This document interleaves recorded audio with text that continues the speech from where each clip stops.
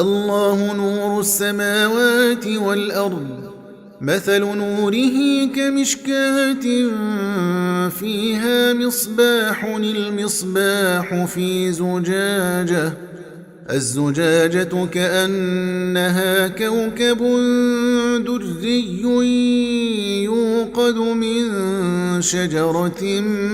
مباركة زيتونة لا شرقية ولا غربية يكاد زيتها يضيء ولو لم تمسسه نار نور على نور يهدي الله لنوره من يشاء